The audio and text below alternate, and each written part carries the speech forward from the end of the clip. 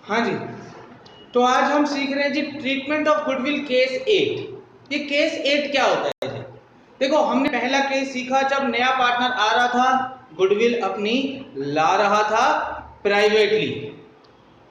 दूसरा केस सीखा जब नया पार्टनर आ रहा था, गुडविल अपनी ला रहा था इन कैश। फिर तीसरा, फिर चौथा, फिर पांचवा, फिर छठा, फिर सातवां। 7 केसेस हमने सीख लिए। आज 8वां केस सीख रहे हैं। अब इसमें नया पार्टनर आ रहा है, गुडविल नहीं शायद ला पा रहा है।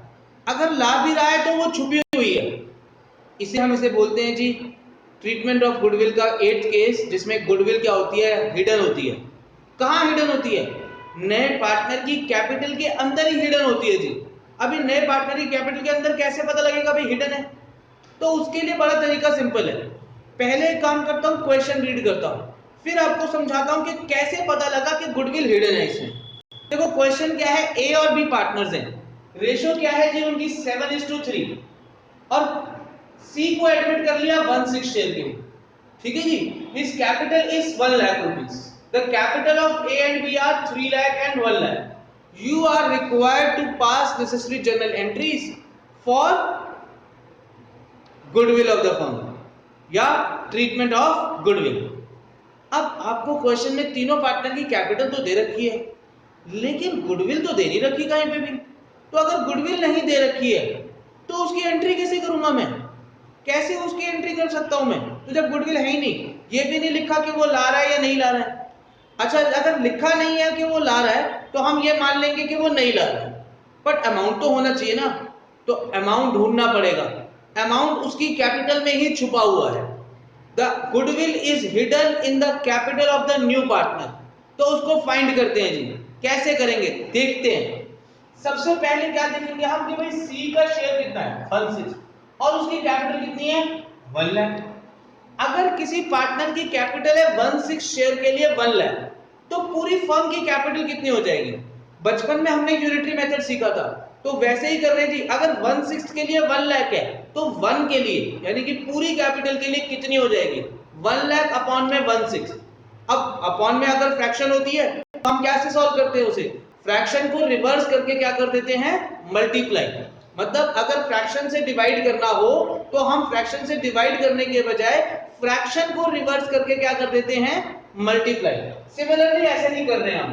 Total capital of the firm कितनी हो जाएगी जी? 1 लाख डिवाइडेड बाय 1/6 करने के बजाय रिवर्स करके फ्रैक्शन को रिवर्स किया और 6/1 से मल्टीप्लाई कर दिया। कितना आ गया जी? 6 लाख। अब total capital of the firm आ गई 6 lakh. Capital of all the partners, capital of all the partners, बाकी पार्टनर्स की कैपिटल मतलब सबकी कैपिटल कितनी है?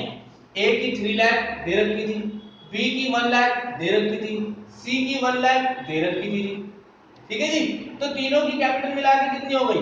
5 लाख। जबकि कैपिटल ऑफ द फर्म कितनी होनी चाहिए? 6 लाख। इसका मतलब इन दोनों का जो डिफरेंस है यानी कि 1 lakh, that is value of goodwill of the firm. पूरे फर्म की वैल्यू है जी गुडविल की, वो पूरी फर्म की। ठीक है। तो अगर पूरी फर्म की गुडविल कितनी है? 1 लाख रुपीस।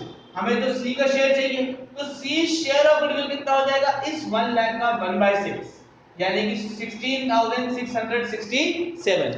वैसे वो 16,666.6666 आ रहा है, मैंने उसे राउंड ऑफ कर दिया। ठीक है जी। अब ये गुडविल मुझे पता लगी उसकी कैपिटल में ही है। ये तो मुझे पक्का पता है कि गुडविल अलग से दी नहीं हुई है, तो मैं ये मानूंगा कि वो गुडविल नहीं ला रहा है। वैसे भी कैपिटल के अंदर ही छुपी हुई है वो, तो अलग से कैसे लाएगा वो? तो एंट्री क्या होगी जी? पहली एंट्री वही, कैश या bank account debit to C's capital. कितनी कैपिटल लाया? 1 लाख। दूसरी एंट्री क्या होगी जी? सीज कैपिटल या current account debit to A's capital to B's capital. C की कैपिटल या करंट अकाउंट में कितना अमाउंट है? जितनी वो गुडविल लेकर आया वो सी के अकाउंट से निकाल रहे हैं। ठीक है। उसको गुडविल के पैसे माफ नहीं कर रहे, उसके अकाउंट से साफ कर रहे हैं। एंट्री बिल्कुल कैसे हो रही है? जैसे 5th केस में होती थी। ठीक है जी। तो सी के अकाउंट में हमने क्या कर दिया? इसे डेबिट, और ए और बी में क्या करेंगे? क्रेडिट। किस रेशो में? सैक्रिफाइसिंग रेशो में, जो कि किसके बराबर होगी? होल रेशो में। होल रेशो के बराबर क्यों है? क्योंकि रेशो का केस फर्स्ट है। तो 7:3 में मैंने इसको डिवाइड करा 7/10 और 3/10। 10 से डिवाइड करा और 7 और 3 से मल्टीप्लाई किया। ये अमाउंट मैंने यहां लिख दिया। अब भी अगर कोई डाउट है तो आप मुझसे पूछ सकते हो जी, कोई दिक्कत परेशानी नहीं है, अगर आपको डाउट है तो पूछ लो प्लीज।